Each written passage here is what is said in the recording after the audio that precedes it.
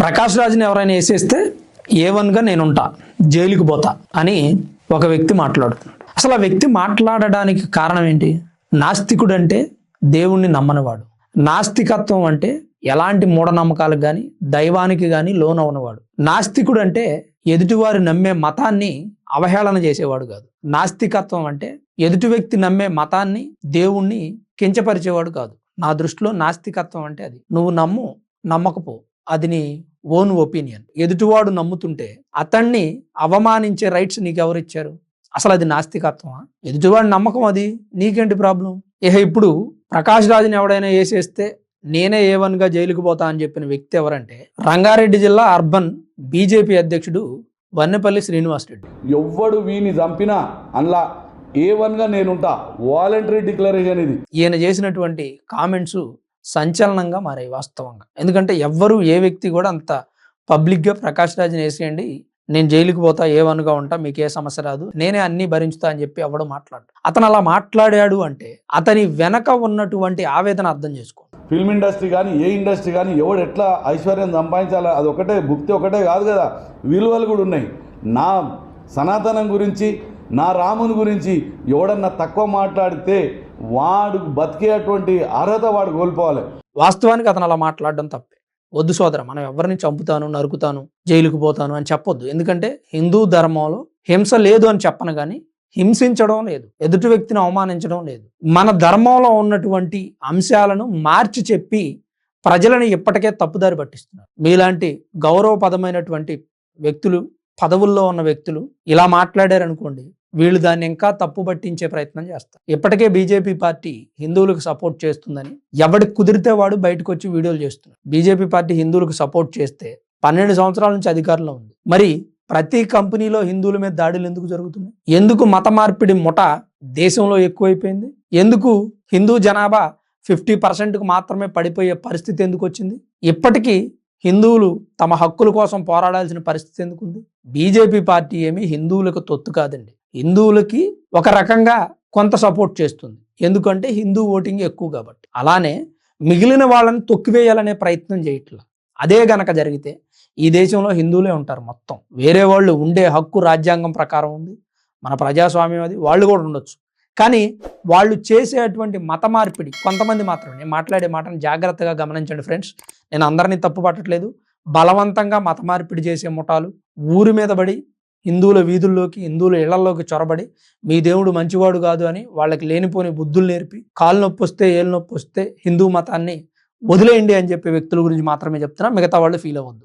మిగతా వాళ్ళు కనుక ఫీల్ అయితే మీరు కూడా అదే బ్యాచ్ అన్నాడు. ఎందుకు నేను ఈ మాట చెప్తున్నానంటే, లెన్స్కాట్లో జరిగినటువంటి ఉదంతం, TCSలో జరిగినటువంటి ఉదంతం, ఇవన్నీ కూడా హిందువులు అణిచివేతకు గురవుతున్న అంశాలు కానీ, హిందువులు అవమానించబడుతున్నటువంటి అంశాలు కానీ, హిందువులను మతం మారమని, మీ మతం కరెక్ట్ కాదని, మీ మతంలో ఉన్న ఆచారాలన్నీ మూఢనమ్మకాలని, మీరు ఆవొచ్చు తాగుతారు, ఆవు పేడ తింటారని హిందువులను అవమానించడం కానీ ఇది చాలా తప్పు. ఎక్కడ ఎవడో ఒక ప్రబుద్ధుడు హిందువుల్లో రాంగ్ స్టెప్ వేస్తే, సైన్స్ తెలియక మాట్లాడితే ప్రతి హిందూ అలా ఉంటాడని అనుకోవద్దు. హిందువులు ధర్మాన్ని అనుసరిస్తారు, అది గుర్తుపెట్టుకోండి. ఫస్ట్ ఆఫ్ ఆల్, ఎవడో ఒక ప్రబుద్ధుడు మూఢనమ్మకాలను నమ్మితే, చేతబడులు చేస్తే అదే హిందూ మతం అని అనుకోవద్దు. ఎవడో ఒక ప్రబుద్ధుడు బొట్టు పెట్టుకొని తప్పులు చేస్తే అదే హిందూ మతం అని అనుకోవద్దు. దాన్నే మీరు ప్రాపగాండ చేయొద్దు. హిందూ మతంలోనూ వెధవులు ఉన్నారు, క్రైస్తవంలోనూ వెధవులు ఉన్నారు, ఇస్లాంలోనూ వెధవులు ఉన్నారు. వాస్తవం చెప్పాలంటే ఈ ప్రపంచంలో ఉన్న ప్రతి మతంలోనూ వెధవులు ఉన్నారు, అంతకంటే ఎక్కువ మంచి వ్యక్తులు ఉన్నారు. అందుకని ఆ మతాలు ఇంతకాలం వర్ధిల్లుతున్నాయి, లేదంటే ఎప్పుడూ అంతమైపోయాయి. మంచి వ్యక్తులు ఉన్నారు కాబట్టి ప్రతి మతంలోనూ, అందుకే ఆ మతాలు ఉన్నాయి. ఆ విషయాన్ని గుర్తుపెట్టు. ఇప్పుడు ఈ బీజేపీ నేత వన్నెపల్లి శ్రీనివాసరెడ్డి మాట్లాడిన మాటలు నేను అంగీకరించట్లేదు, కానీ ఆయన వెనక ఉన్నటువంటి ఆవేదనని అర్థం చేసుకోవడానికి ట్రై చేశాను. ప్రకాష్ రాజ్ లాంటి వ్యక్తిని ఎవడైనా చంపేస్తే నేను A1గా ఉంటా అన్నాడు. ఎందుకన్నాడు? ఎన్నిసార్లు అని భరిస్తారు ప్రకాష్ రాజ్ మాట్లాడే మాటలు? ఒక్కసారా, 2 సార్లు? గతంలో కత్తి మహేష్ ఎన్ని మాటలు మాట్లాడాడు హిందూ దేవీ దేవతలను అవమానిస్తూ. తర్వాత కత్తి మహేష్ మీద హిందువులు ఆగ్రహం వ్యక్తం చేశారు, కానీ కత్తి మహేష్ బ్రతికున్నంతకాలం అలానే మాట్లాడాడు. అనుకోకుండా పాపం ఒక యాక్సిడెంట్లో అతను మరణించాడు. అతని ఆత్మకు సద్గతులు కలగాలని మనందరం కోరుకుందాం. మరి ప్రకాష్ రాజ్ లాంటి వ్యక్తి, తర్వాత ప్రకాష్ రాజును అనుసరించే వచ్చేటువంటి వ్యక్తులు, వీళ్ళందరినీ ఎలా ఆపుదాం? భయపెట్టా, బ్రతిమలాడా, బెదిరించా, సామధాన భేద దండోపాయాలు ఏది వాడినా హిందువులని అవమానించడం మాత్రం వాళ్ళ ఎజెండాగా పెట్టుకున్నారు. ఆ ఎజెండా, ఆ జెండా నీడలో బ్రతుకుతా ఉన్నారు. ఎంతవరకు కరెక్ట్ ఇది? ఇప్పుడు ప్రకాష్ రాజ్ అనే వ్యక్తి హిందువుల జోలికి ఎందుకు వస్తున్నారు ప్రతిసారి? అసలు ప్రకాష్ రాజ్ అనే వ్యక్తి ఇలా గెలకకపోతే ఈ రోజు పరిస్థితి ఇలా ఉండదు కదా. ఈ వ్యక్తి ఎవరైనా చంపేస్తే నేను సపోర్ట్ గా ఉంటాను అన్న మాట గమనిస్తున్నారు, కానీ ఆ మాట వెనక ఉన్నటువంటి ఆవేదనని ఎవరు పట్టించుకుంటారు? అసలు ప్రకాష్ రాజ్ అనే వ్యక్తి హిందువులను రెచ్చగొట్టకపోతే ఈ పరిస్థితి ఉండదు కదా. పిర్రగిల్లు జోలబాడ్డం అనేటువంటి సామెతని వాడుతా ఉన్నాడు ప్రకాష్ రాజ్. తిట్టాల్సిందంతా తిట్టాడు. నేనేమనలేదు హిందువుల్ని, రాముణ్ణి, అవతార పురుషు రాముణ్ణి నేనేమనలేదు అంటున్నాడు. అనాల్సినవన్నీ అనేసాడు. చివరికి మళ్ళీ ఈ జోలపాటలు ఒకటి. మళ్ళీ క్షమాపణ చెప్పాడా అంటే క్షమాపణ కూడా లేదు, వివరణ ఇస్తున్నాడంట. పైగా మీరు ఏం చేసుకుంటారో చేసుకోండి అంటే. మరి అంత పబ్లిక్గా క్షమాపణ కూడా చెప్పలేని వ్యక్తి ఇలా ఒక వ్యక్తిని అవమానిస్తే వాళ్ళు తిరిగి సెల్ఫ్ డిఫెన్స్లో మిమ్మల్ని ఏదైనా చేస్తే పరిస్థితి ఏంటి? అప్పుడు హిందువులు ఉగ్రవాదులని, మూర్ఖులని, అదని ఇదని వాళ్ళ మీద నిందలు వేయడం. ఏఐ వీడియోలు తయారు చేస్తున్నారు ఈ మధ్య.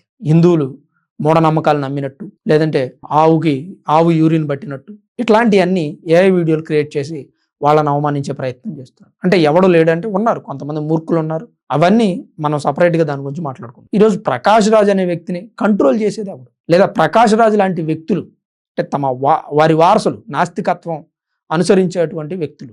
నాస్తికత్వం అంటే కొంతమంది బాగా మాట్లాడతారు. బైరి నరేష్ అనే వ్యక్తి ఉన్నాడు. గతంలో అయ్యప్ప స్వాముల మీద సంచలన వ్యాఖ్యలు చేశాడు.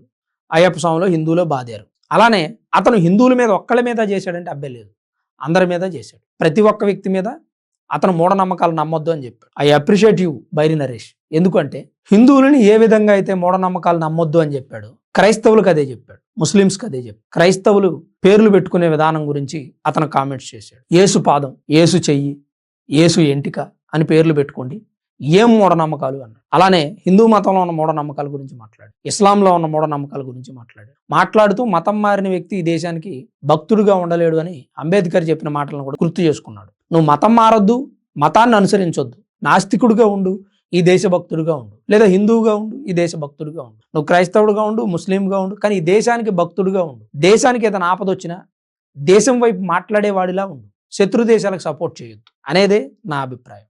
మరి ప్రకాష్ రాజ్ లాంటి వ్యక్తులకి ఎలా బుద్ధి చెప్తే భవిష్యత్తులో అతను కానీ అతని అనుచరులు కానీ మాట్లాడకుండా ఉంటారు అనేది పెద్ద సమస్యాత్మకమైనటువంటి విషయం. వన్నేపల్లి శ్రీనివాసరెడ్డి అనే వ్యక్తి బీజేపీ పార్టీ ప్రాంతానికి అధ్యక్షుడు కాబట్టి సరిపోయింది. మరి హిందువుల్లో కొంతమంది ఆవేశపరులు ఉంటారు, వాళ్ళని మనం ఎలా ఆపగలం? ఇప్పటికే మనం చూస్తూ ఉన్నాం. కొంతమంది హిందువులు అక్కడక్కడ తిరిగి హిందువులకు సంబంధించినటువంటి పాంప్లెట్లు పంచడం, హిందూ మతాన్ని గురించి ప్రచారం చేయడం చేస్తున్నారు. నా అభిప్రాయం ఏంటంటే హిందూ మతం గురించి ప్రచారం అవసరం లేదండి. ఏదైనా ప్రోడక్ట్ సేల్ కాకపోతేనో, ఆ ప్రోడక్ట్లో దమ్ము లేకపోతేనో దాని గురించి ప్రచారం చేయాలి. హిందూ మతం గురించి ఎవడో ప్రచారం చేయాల్సిన అవసరం లేదు. ఇప్పటికే ఫారిన్ కంట్రీస్లో కూడా చాలా మంది హిందూ మతాన్ని అనుసరిస్తున్నారు. ఎవడని చెప్పాడా వాళ్ళకి అనుసరించమని? ఎవడన్నా ప్రచారం చేశాడా, మార్కెటింగ్ చేశాడా? అవసరం లేదండి, అంత రిస్క్ చేయాల్సిన అవసరం లేదు. హిందూ మతం గురించి క్లారిటీగా తెలుసుకున్నటువంటి వ్యక్తులు ఖచ్చితంగా మతాన్ని అనుసరిస్తారు. మీరోనైనా ప్రచారం చేస్తే అనుసరించే వాళ్ళు ఎక్కువ కాలం నిలబడరు. ఏదో క్రైస్తవులు చేస్తున్నారు కదా అని మీరు కూడా చేయొద్దు అనేది నా అభిప్రాయం. మరి ప్రకాష్ రాజ్ అనే వ్యక్తి గురించి మీ అభిప్రాయం ఏంటి? మీరేమనుకుంటున్నారు అనేది కామెంట్ రూపంలో తప్పకుండా రాయండి. ఈ వీడియోను ఓపికగా చివరి వరకు చూసిన మీ అందరికీ పేరు పేరున ధన్యవాదాలు.